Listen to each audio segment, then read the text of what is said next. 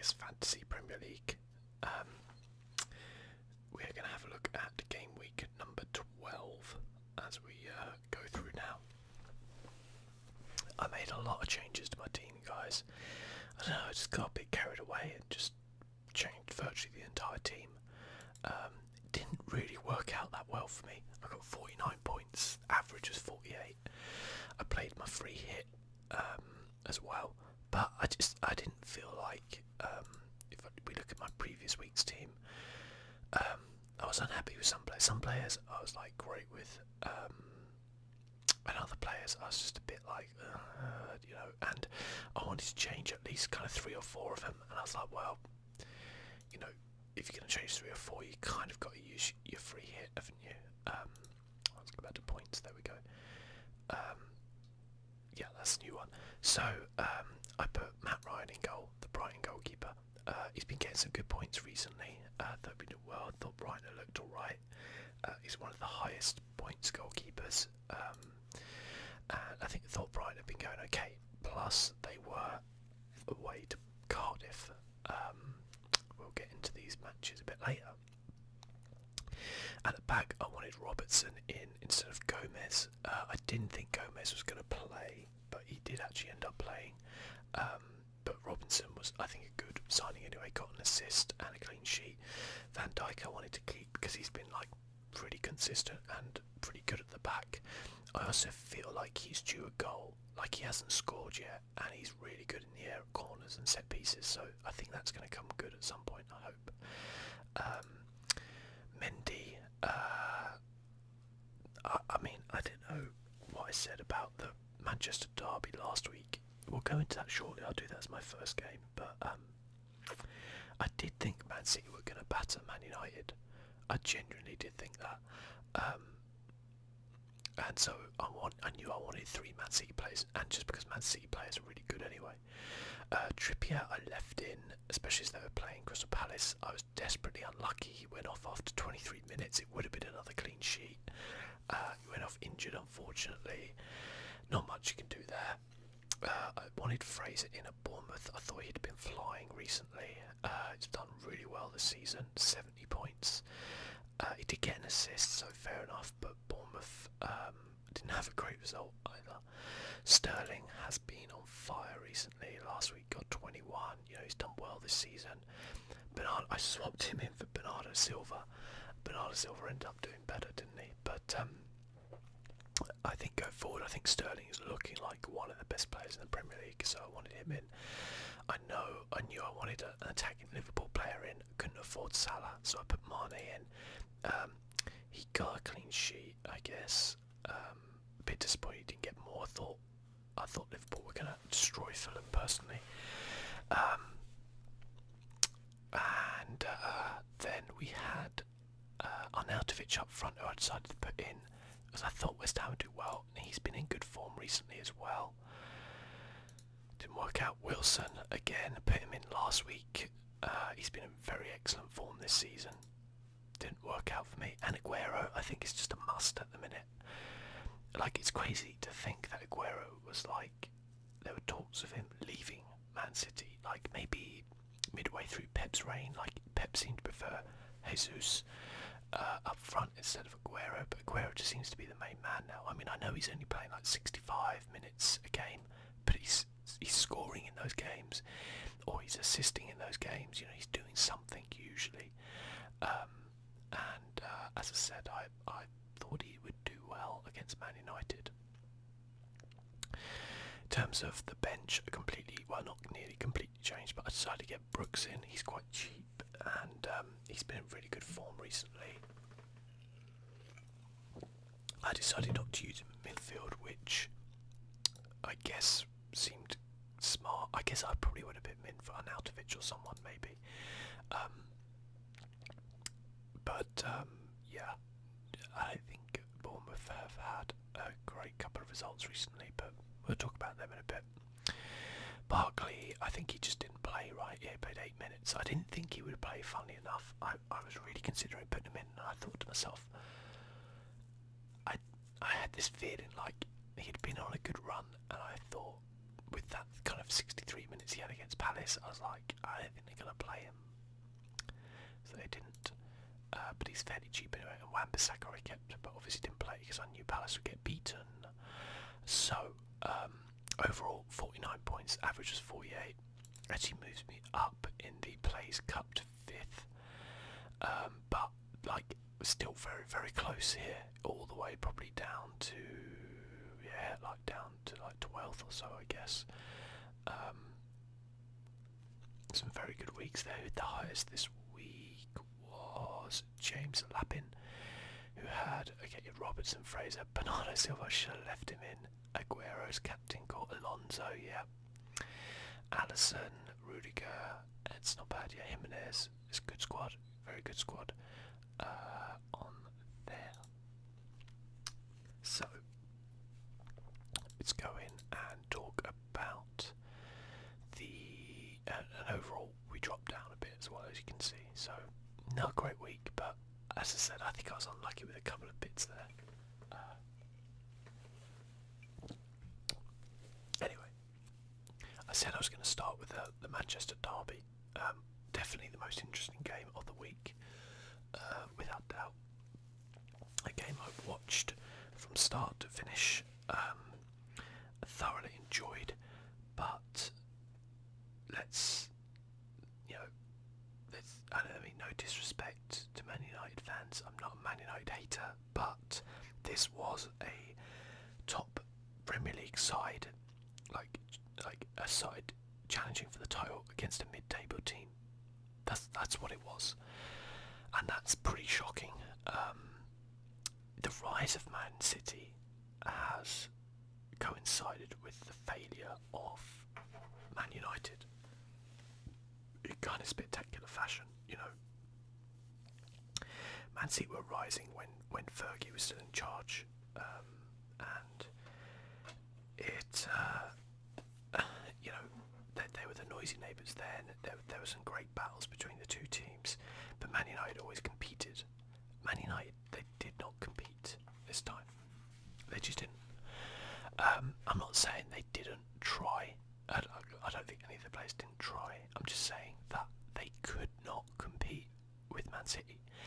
Man City just played them off the park. Like, as I said, it just looked like it. You had the Man United midfield, which comprised, because Pogba was injured, it had Matic, Fellaini, and who's the other one? Matic, Fellaini on it, actually. Can we actually go to this one?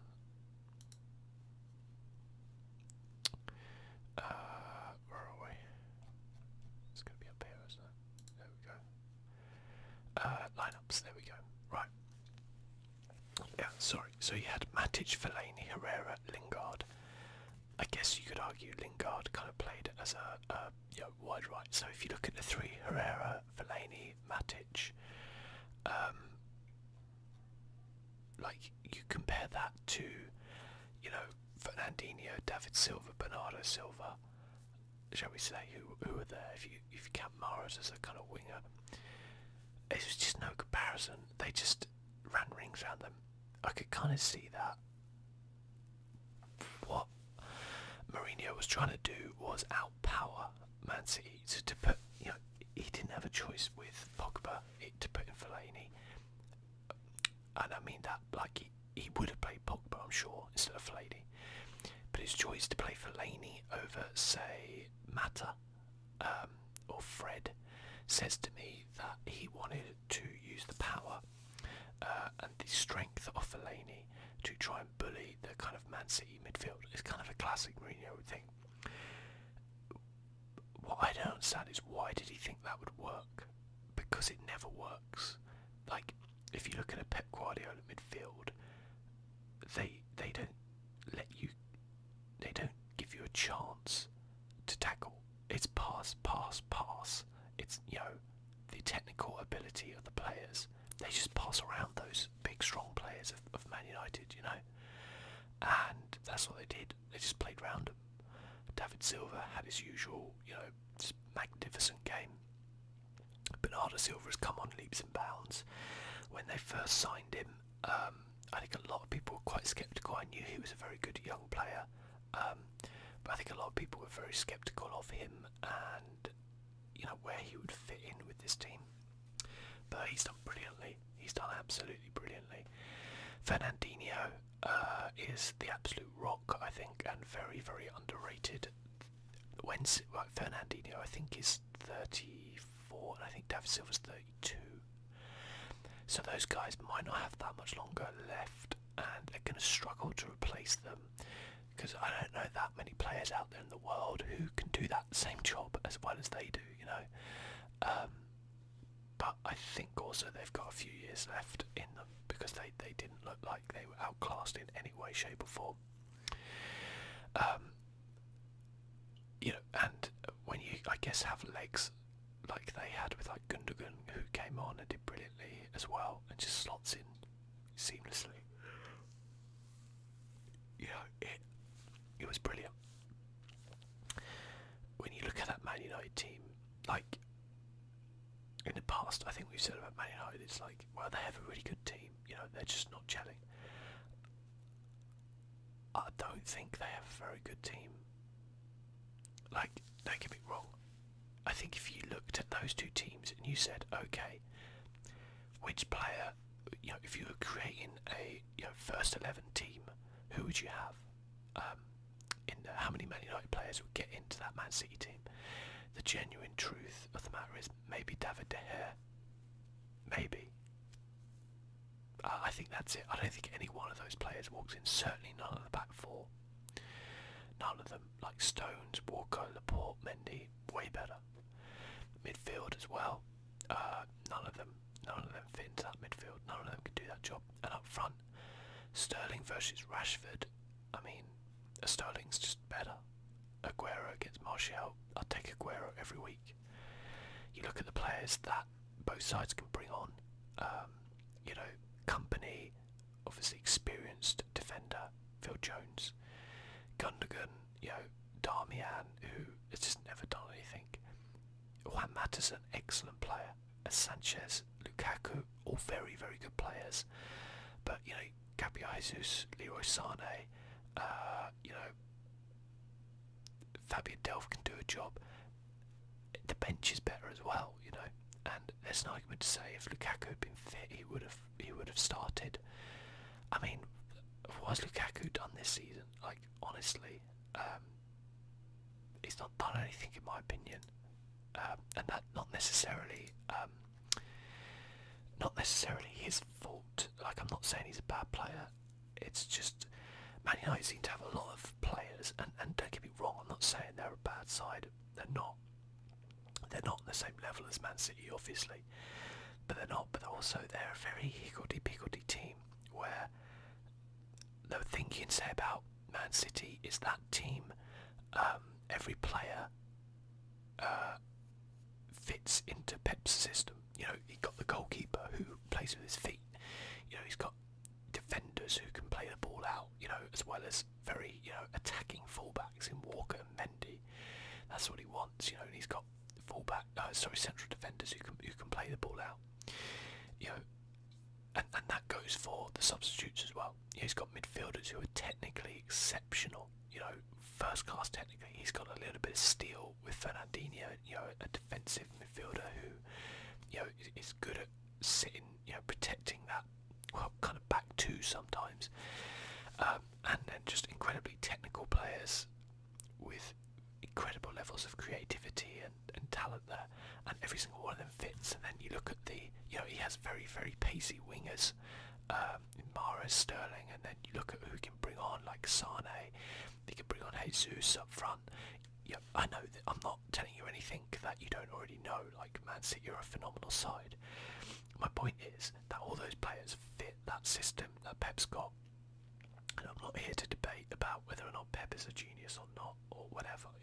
He's obviously a superb football manager who has a way of playing that people find very difficult to play against. What Man United have is just, I don't even know what. I mean, Mourinho could turn around and go all day long. He can moan about not being able to get a centre back. well, I'm sorry, but you brought Lindelof, you brought Barley, who I don't even know where he is. Maybe he's injured. I don't know. He seems to have fallen right off a cliff. Okay, so you're playing Chris Smalling. Well, yeah, I would agree and say Chris Smalling is not the greatest defender in the world. You know, fine. Luke Shaw's come on leaps and bounds. Ashley Young, he's very experienced, but there's a question mark about number one, why is he playing right back? And number two, he's getting on a bit now. And I know I've said about Fernandinho, he's getting on a bit too, but Ashley Young's in a very different position there. Midfield wise, you have players who I don't. Yeah, as I said, I don't really know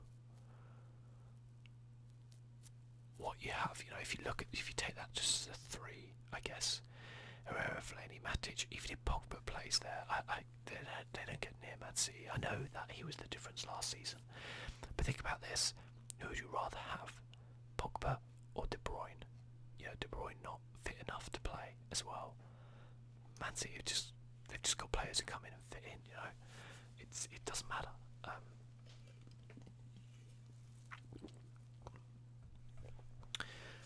So yeah, and then you look at their front three. Lingard, Rashford, Martial.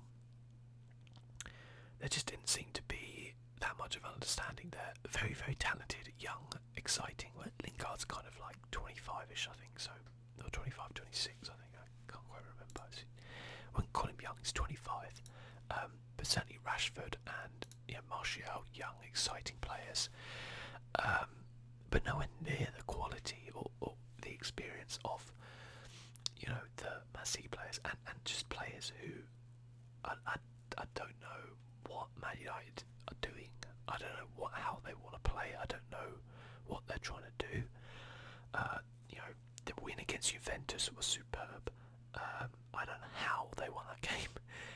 The comeback against other teams like Bournemouth, like Newcastle, shown they have a lot of spirit. What they don't seem to have is a plan, and they just got wiped by Man City. It probably should have been more. There's a brilliant. Gundogan's goal was just superb. It was like a 44 pass goal or something like that. David Silva doing what he does, Aguero finishing. You could argue that De Gea should have done a bit better with that one, but he blasted it. It was an exceptionally well hit goal. I kind of thought maybe Man City might get back into it. Edison gave away a really dumb penalty, fouling Lukaku just after he came on. I think it was like literally his first touch, and he got a penalty. Martial put that away. Fair play to him. Kind of continues a decent scoring run, I think, at the minute. Probably best of clicking here, aren't I? Yeah, look, he's doing alright. But Man United, they look like a mid-table team right now. They are a mid-table team right now. And if Crystal Palace were actually decent, I'd fancy them to do Man United. But anyway, we'll come to Palace. Don't worry about that. Yeah, it's. I don't know what to say to Man United fans to say like, oh, he'll come good or he'll do better. Like, I don't think Mourinho is the right guy there, is he? He just doesn't seem to have a plan. I don't know, like, what's happened to Mourinho. Like, when he was at Chelsea, he had this team which, were so solid, so strong. Went to Inter, had the same thing. Real Madrid, I think, was kind of a turning point. I think the whole him battle there really got to him a lot, and he did win the league. But I've said it before. I think he prefers to be a bit more of an underdog than the expected. And this Man United job has not worked out for him. I can't see him making the end of the season right now. Man United are 8th. You think of the money they've spent. everyone could turn around and go, well, Pep's had all the money to spend, you need to be able to buy the players in. Man United have spent a lot of money on players. They have a lot of exceptionally expensive players. You know, they have one of the best goalkeepers in the world. They spent a lot of money on Bally, spent a lot of money on Lindelof. They still have someone like Marcus Rojo there, I'm not sure why. Back in the day, they spent a lot of money on Luke Shaw. You know, these players were expensive. Valencia, Young, they were all expensive players. Pogba, they spent, you know, 100 million on him. Spent a lot of money on Mata, Fellaini, Herrera. They spent a lot of money. Matic. You know, Lingard came through, to be fair, as did Rashford. They spent a lot of money on Martial. They've spent, I know it's on a free, but wages wise they're spending a lot of money on Sanchez, and they spend a lot of money on Lukaku. Like, these players, it's not like they're working on a shoestring. They've spent a lot of money and they're 8th in the league right now. That's pretty shocking for a team with the history of Man United, and the people always talk about them being like, I always hear people talk about using terms like big club. You know, Man United are a big club. Why are they a big club? Okay, well, they're a big club because they have historically a lot of history. They get big gate attendances. They're a worldwide brand, and they have big players in their team, and they make more money than basically any other team in the world. That will only last as long as the team is winning on the pitch. If they keep finishing 8th and not winning anything, they won't be the biggest team in the world anymore. They won't even be a big team anymore. How many teams can you see here who used to be big teams? You know, you go down to the Championship, it's the same thing. You know, Newcastle used to be a big team. There was times they were challenging with Man United for the league. Wolverhampton Wanderers back in the day used to be massive. Everton had a spell where they were massive. You know, a lot of these teams have had spells during their history where they have been really, really good. Not Crystal Palace, but other teams where they've been, you know, right up there. And you go to the Championship, it's even, you know, there's teams there. Nottingham Forest used to be the best team in the world. You know, during Brian Clough's era. Aston Villa used to be a massive club. They won the European Cup. What happened to those teams? They stopped winning on the pitch. It's nothing to do with commercial. It's nothing to do with you know, the amount of fans they can get. They all got a lot of fans. They all still do. Leeds United, you know, look at them. What matters is that they don't win on the pitch, and that is what's happening to Man United right now.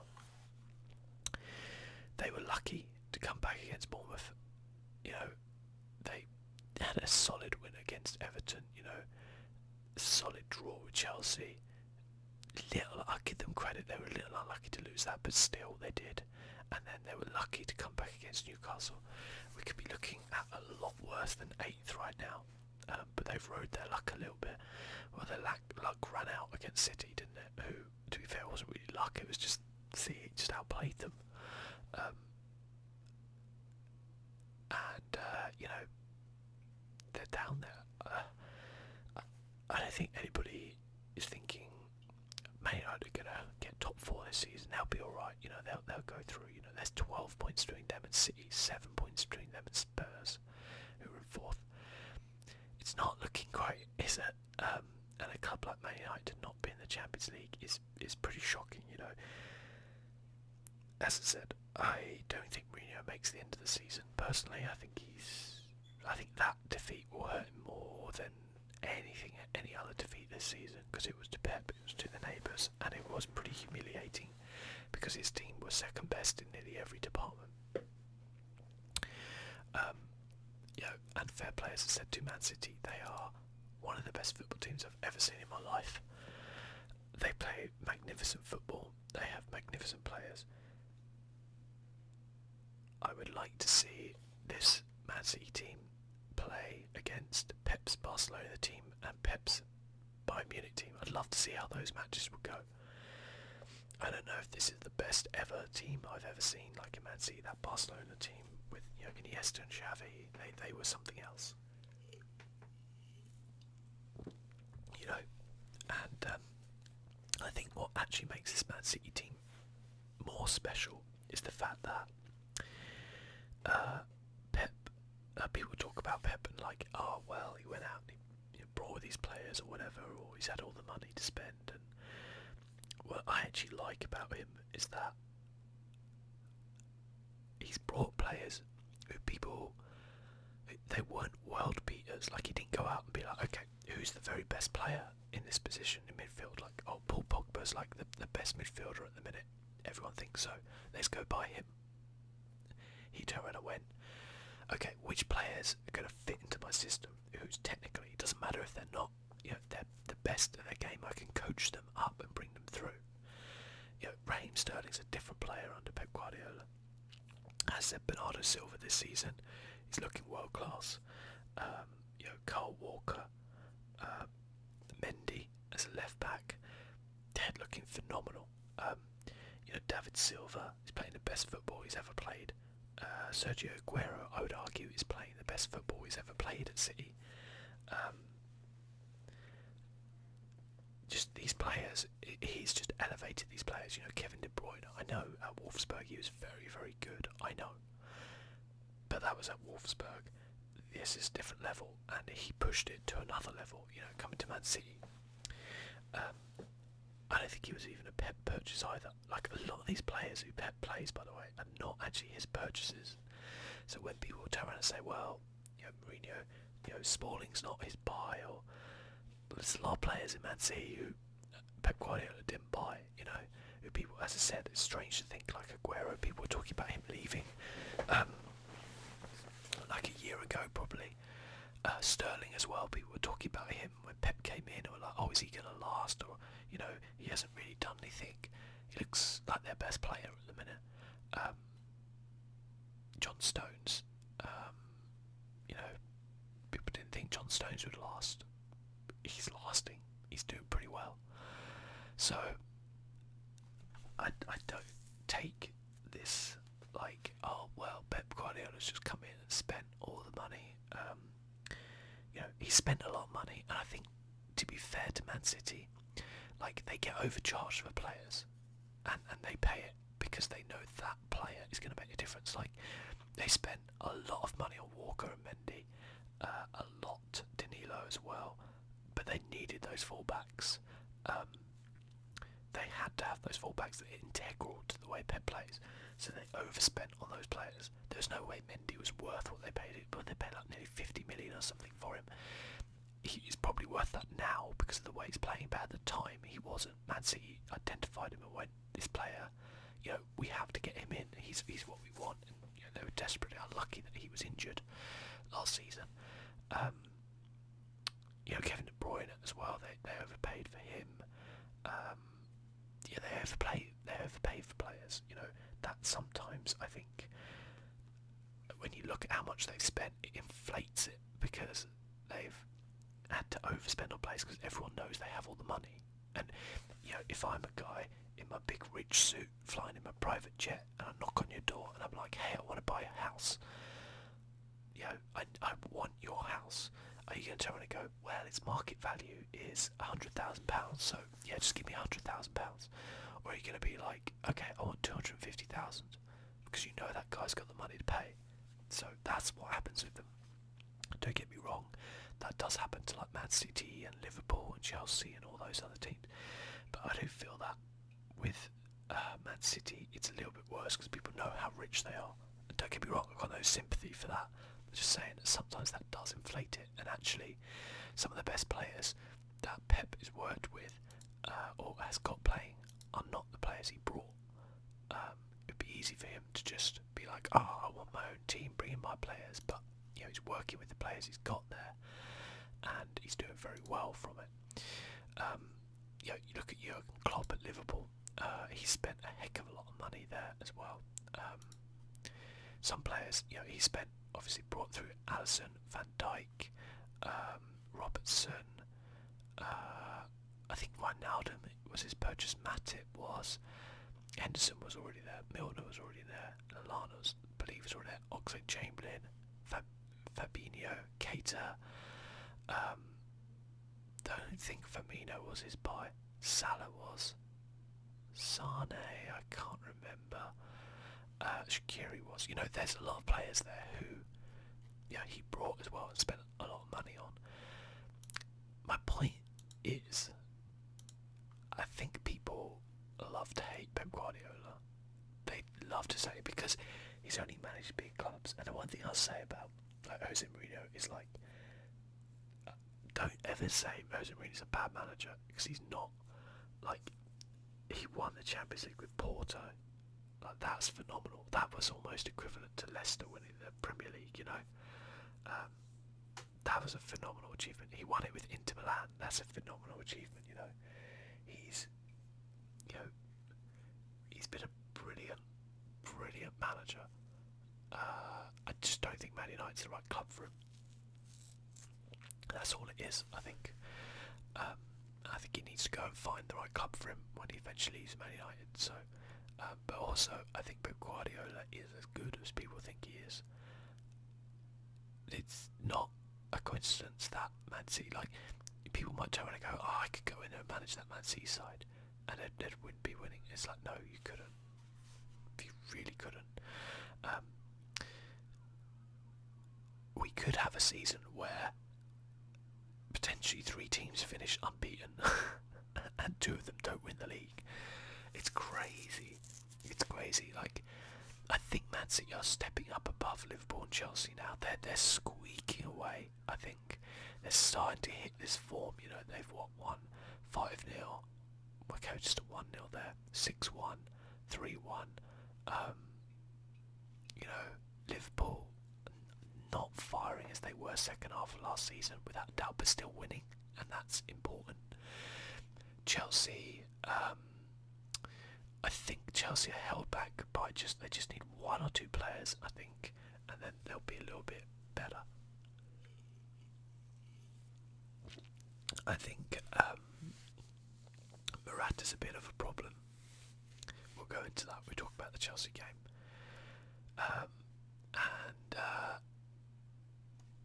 yeah, just otherwise I think they're nearly there, really. Maybe a central defender. I don't know, Rudiger, I think he's looked really good this season. David Luiz, I don't know, like, the thing with David Luiz, he's got a mistake in him, isn't he? Like, he's got the potential to do something pretty bad, but also he's very, very good with the ball at his feet. He's great at taking the ball out. I think he's a really good, like, player to have in your team. I wouldn't necessarily say defender, but I think he's a very good player to have in your team. I think his hair causes people to think of him as a bit of a joke, but I think he's a really good player. But anyway, we're not talking about Chelsea right now, are we? Or are we? No, I guess we're not. Anyway, my point is, Man City bad, Man United. It was plain to see. It was frightening at times, and I think Man City are going to win the league, and I don't think that's a particularly, like, brave thing to say, is it? Really? You know, you're probably like, yeah, no shit, Sherlock. It's true, but my God, they look good. Weird that in Europe they haven't, but anyway, that's another matter, I guess. Let's get back to the actual games. So Cardiff against Brighton. I had this down as a Brighton win. Cardiff are surprising me a lot. You know, they got battered by Liverpool. They managed to beat Fulham. You know, they beat Brighton. It doesn't matter what Cardiff do against teams up here. It only matters what they do against teams down here. Warnock knows this. It doesn't matter if they lose 4-1 to Liverpool. Everyone else here is probably going to lose to Liverpool. Yeah, Fulham did. Huddersfield did. Palace did. Southampton. I don't know if they've played them, but they will. Let's face it, they will. It doesn't matter what happens down there. I'm still tipping Cardiff to not go down. I'm still saying don't underestimate Warnock. Like, he knows if he beats the team around him, he's going to stay up. We'll see. As for Brighton, I think they're going to be pretty disappointed with that. And they've had 2 losses in a row. I still think they're there. I think Glenn Murray was saying they're in a relegation battle. I guess there's an argument to say if you get complacent, you are. You know, this season. Huddersfield with a good win. So a draw against West Ham. Win. I think West Ham will be pretty disappointed with that. I think Huddersfield need to get some wins on the board. You know, them, Southampton, Fulham, only one win in 12 games. Mark Hughes has only got, I think it was something like 3 wins in a calendar year. Like, it's not looking good for Southampton. I think everyone's talking about Cardiff, Huddersfield, Fulham. A little bit about Burnley because they were right down there. Newcastle because they didn't win. Palace because they're fucking shit. But Southampton, I think, are one of the worst teams in the league. I think, like, I genuinely believe that they're going to get relegated. I think they could get rid of Mark Hughes, and then they could get in a decent manager, and I think they could stay up from there. But like, if you just look at it as things are now, like, they're pretty awful. They don't have a terrible team, and I know there's an argument. Like, I know Charlie Austin went off and won about VAR, but like, you know, in that game, where was it? Yeah, against Watford. Watford had a clear penalty as well, so it would have been 2-2 from his argument if they'd had VAR. So it's kind of irrelevant, you know. I think Ings went off injured, which could be really bad for them. He's been in okay form from, I guess, 4 goals. Gabbiadini, that guy's never lived up to what he should have done. He's a much better player than Southampton have shown, I think, but it just doesn't work out. Southampton go under the radar, I think, because they just feel like they're such a bland team. You know, they're just like the, I don't know, they're just like a piece of buttered bread, aren't they? It's just like bland, you know. And you know, other teams are a bit more of like a spicy curry or something like that. You're like, ooh, and you might hate that curry, or it might be bad curry, or you know, your chicken might not be cooked. But Southampton just feel like they're just really bland, and it's sad because they've been a fantastic team, always brought through some fantastic young players. I just don't know why they employed Mark Hughes. Really don't like him. Anyway, I was talking about Huddersfield, West Ham. West Ham apparently are trying to sign Samir Nasri for 80 grand a week, but he can't play till January because he was banned. And even when he does, he hasn't played football for like a year and a half. It just seems like a totally West Ham thing to do. Meanwhile, Declan Rice, who's been brilliant for them this season, is apparently on 3 grand a week. And yes, I know 3 grand a week is not exactly, you know, living on the dole, but they're offering him 20,000 a week or something, which the guy's worth more than that.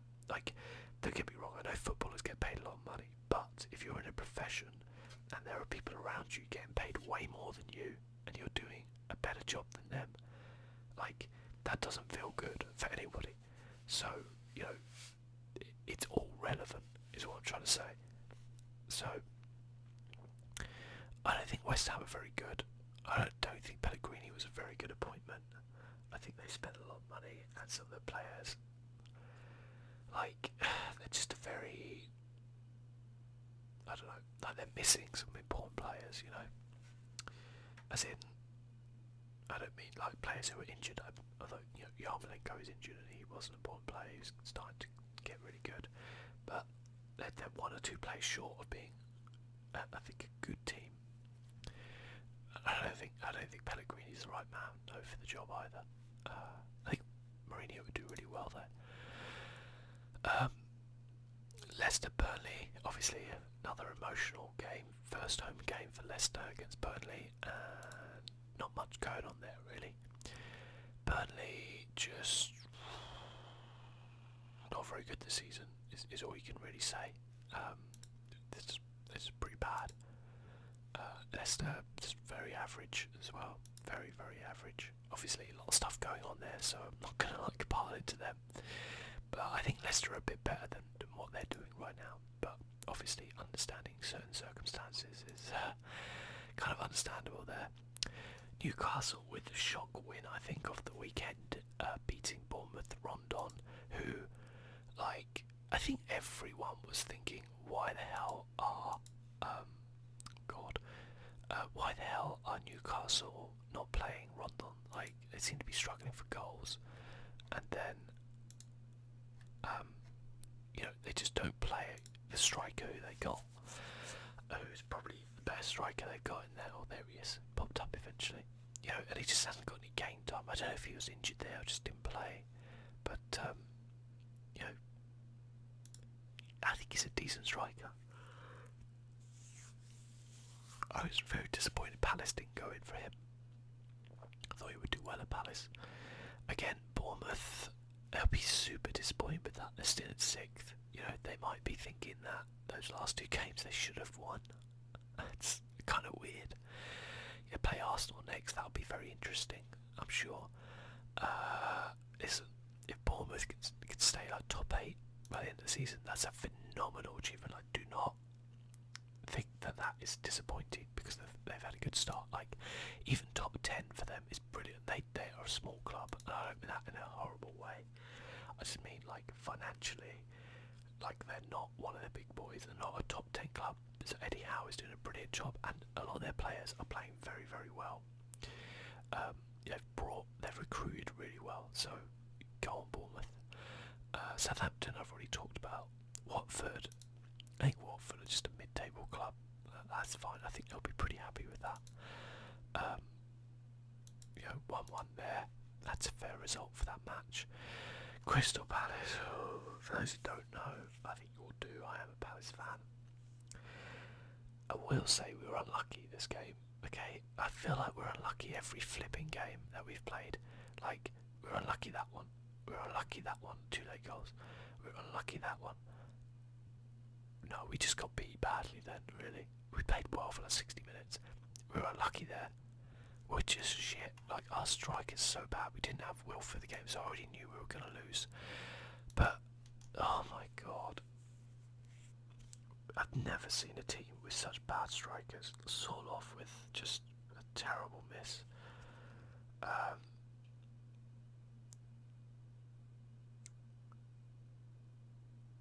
It's just not. It's not going right, and like, I'm certainly not saying we should sack Robertson, because, as I said, like, when you look at a team like some of the other teams down there, they're getting absolutely battered by the top teams. Like, we're giving them a right go. We're just not getting anything out of it. We played Arsenal, we got a draw, we got beat by Chelsea. Admittedly, as I said, for like 60 minutes or so, we were holding them. Tottenham, I don't think Spurs outplayed us. We just couldn't finish. We got Man United next. That's a good opportunity. I knew this was going to be a tough run, so the fact that we're not in the relegation zone at the minute is a miracle. But we have a problem up front, and it has to be addressed in January, or else we're going to be in serious trouble. I still am erring on the caution of thinking we're going to be okay, because there'll be 3 worse teams than us. But if we don't sort out the striker situation, then we really could go down.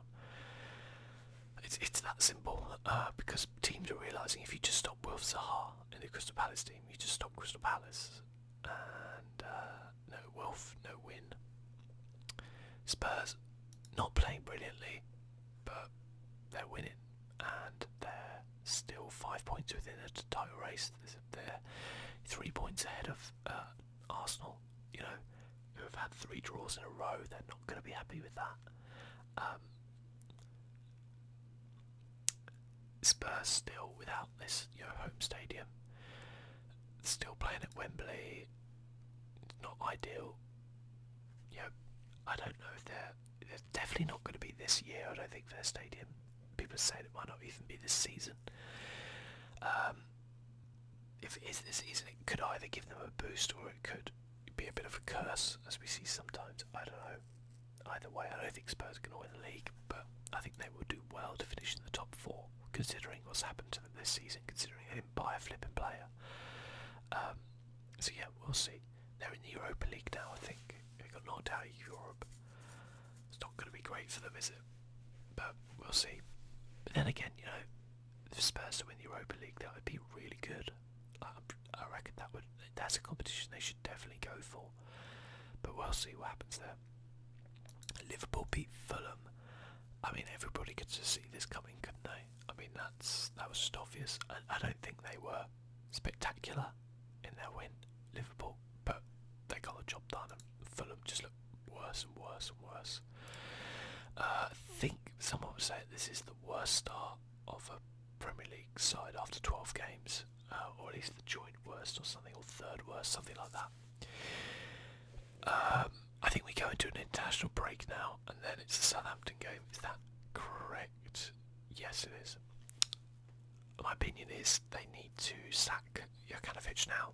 Get someone like Sam Allardyce in ready for that Southampton game. They cannot afford to lose that game.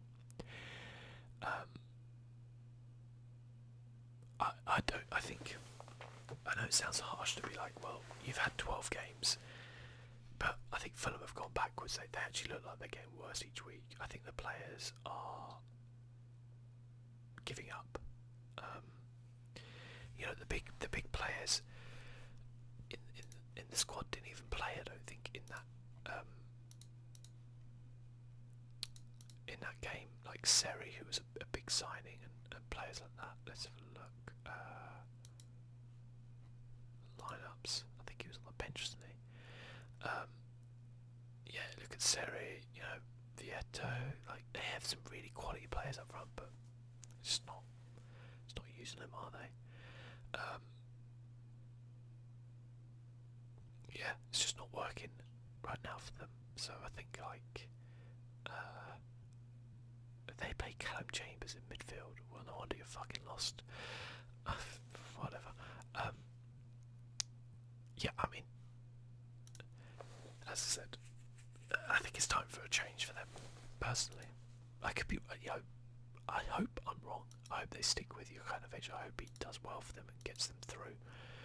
I just don't think it's happening from what you've seen from the team. I watched the Chelsea-Everton game. It was mostly Chelsea trying to find a way to score and not being able to. Like, Everton defended well, Pickford did well. Morata didn't look great. There's a goal he did score, it was offside, and he was just a mile offside, and I was like, you're a fucking professional footballer, a striker at one of the top clubs in Europe, and you're like a mile offside. Like, how does that happen? I don't know. But I can understand just being offside, but he's miles offside. I just don't know. As I said, I think Chelsea look really good in terms of their team. A lot of players looking really good. Rudiger, I think, looks great. Obviously, Kante is a really good player. Jorginho's fitted in so well in that team. I feel like that missing link is just that 20-goal a season striker. The Drogba of old, or even the Diego Costa in his pomp. That's what made them win titles, and I don't think they're going to win the title because they don't have that unless they manage to go out in January and buy it. But I don't know who's going to sell their 20-goal a season striker in January. I mean, if you want, you can buy like Sorloth or Benteke off us if you want, just 25 million cash, no refunds. But no, seriously, like, they're a little bit away, but what you gotta say is phenomenal under Sarri for the beginning of the season. Like, brilliant. He's done a great job. I hope he keeps it up. Arsenal, from all accounts, were, I think, a little bit lucky to get a draw here. Wolves played very well, but that's the type of game that Arsenal would have lost in the past, so maybe they're getting a little bit more resilient, a little bit more, never giving up about things under Unai Emery. Wolves are doing, I think, exactly what most people probably thought Wolves would be, which is around mid-table. I think most people thought Wolves would be there, and that's good. They had a bad run, lost 3 games on the trot. Got the draw there. They play Huddersfield. It's a team who they should be beating. Tough game for Huddersfield coming up. Yeah, they're looking good, Wolves. They're looking like a Premier League side, which is good. Like, as I said, Wolves, I was talking about big clubs in the past. Wolves are a massive club, massive club. Arsenal, as I said, a bit of a dip at the minute, 3 draws. I guess the one against Liverpool was actually a decent draw, but certainly Palace won 2 penalties. To be unhappy with that. This one, they kind of got outplayed by Wolves, I think. Although I think Aubameyang had his customary miss. Seems to miss some very easy chances sometimes, but I think Arsenal would be disheartened with their start to this season. I do feel that that is a big game against Bournemouth, though. A big game. They will be wanting to win those at home. Bournemouth at home as well. Big game. We've already spoken about City Arsenal at length. So we've got an international break, so you won't get a video next week. But then we have got, I guess, Brighton Leicester's not that interesting. Everton Cardiff. I think Cardiff will fancy their chances, but I think Everton will win that. That's a battle. That will be very interesting there. I'm hoping Crystal Palace can take on Man United.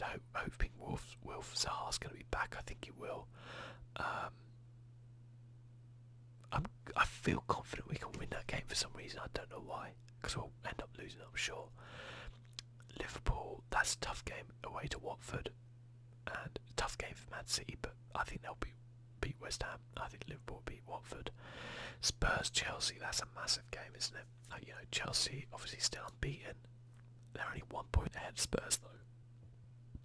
So yeah, Spurs, they've lost 3 times and they're 1 point behind Chelsea, who are unbeaten. That's kind of crazy, isn't it? So massive game there. I think the Bournemouth Arsenal's massive as well. Tough game for Huddersfield. Burnley Newcastle was a real humdinger as well. Like, Newcastle had that rough start to begin with, didn't they? And I didn't really speak about them, but fantastic win for them against Bournemouth. 2 wins on the trot. They beat Burnley again. You know, Rafa, what a legend, right? What a legend. Could do it again. Obviously, I'll be looking closer at the time to what I could change in my team. But yeah, I guess you know, I hope you guys all did well. It's not better than me. And yeah, let me know what you think and how you think your team's doing. I'm always intrigued to know. But till then, guys, thank you for watching. I'll see you soon. Bye bye.